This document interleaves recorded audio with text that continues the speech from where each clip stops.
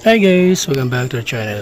Alright, so guys, ayan, meron tayong fix o nire-repair sa ating pong Kia Picanto, no? Alright, itong central lock or hindi gumagana yung central lock ng pintuan natin. So ayan, so ang ginawa natin is tinanggal natin tong pintuan. So may dalawang screw lang to guys, dito. Ayan, tatanggalin yung screw dyan, tsaka dito. Ayan, meron yan dyang screw. Okay, tapos ipapop nyo lang yung pintuan gamit, kung meron kayong ganito. Okay, dito sa gilid.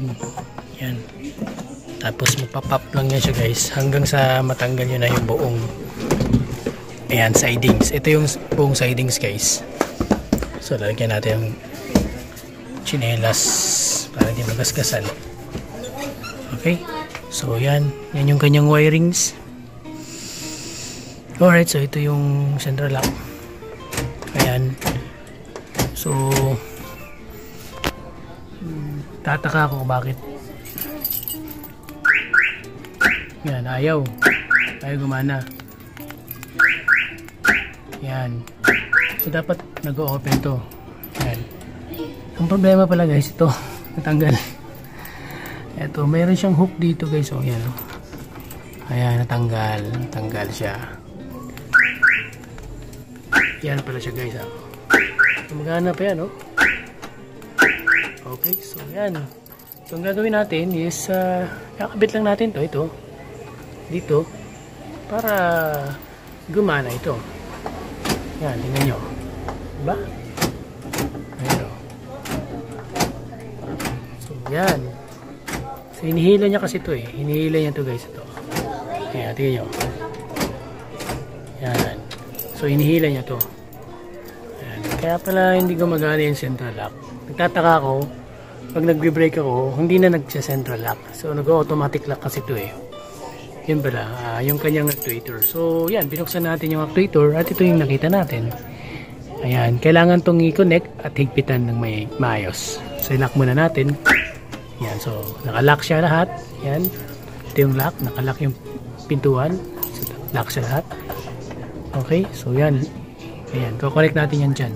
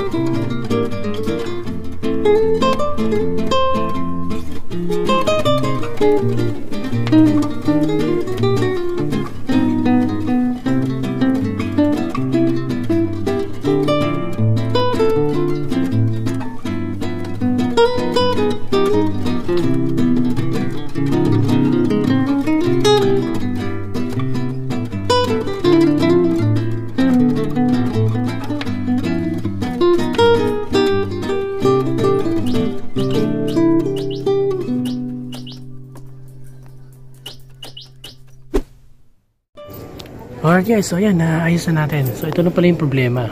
Ayan, ito yung kanyang hook, no? Ayan, ito kasi yung parang pinupull niya pag yan, pag ma-atras to, naglalak yung door. Pag bumibira to guys, ayan, nag-o-open yung door yan. Ayan. Ayan siya guys. So yan yung gamit ng actuator, itong door actuator. Yan. So yun palang problema kung bakit hindi nagse-central lock to. Hindi ito nag-automatic lock kapag kumapak tayo sa brake ng Picanto. Yan. Yun, kayang-kaya nyo itong DIY sa inyo guys. Madali lang siya talaga siyang i-repair. Kapag nagkataon, ganito pa rin, meron siyang ganito pa rin yung ano, tapos hindi na gumagana itong actuator niya. Possibly or possible na nasunog na yung motor, actuator ng motor. So, pagpapalit na kayo ng actuator, madali naman itong palitan guys. Marami kayong mabibili nito sa Shopee. May mga good quality o may mga replacement na mga mura lang. Mga 200 pesos, 300 pesos, isang set na yun guys. Isang piraso na yung gagamitin nyo. Pag-reserve na rin yung iba. Ito kasi pinaka-main Hindi lang yung connect. May mga certain positive negative wires yan. Yung iba nga kasi meron ng terminal. Pero ito, sa tingin ko, i-rewire nyo pa muna. Buti na lang ito na yung naging problema. Ito, nag-lose contact itong kanyang bracket o yung hook. Ito kasi yung hinihigpitan Ayan, so sana nakatulong itong video na to guys at sa inyo, lalo sa mga nakapikanto or kahit hindi sa mga nakapikanto guys. Ganito rin naman yung problem na may encounter nyo kapag nasira yung central lock door nyo or itong ganito. This is the central lock door. Yan.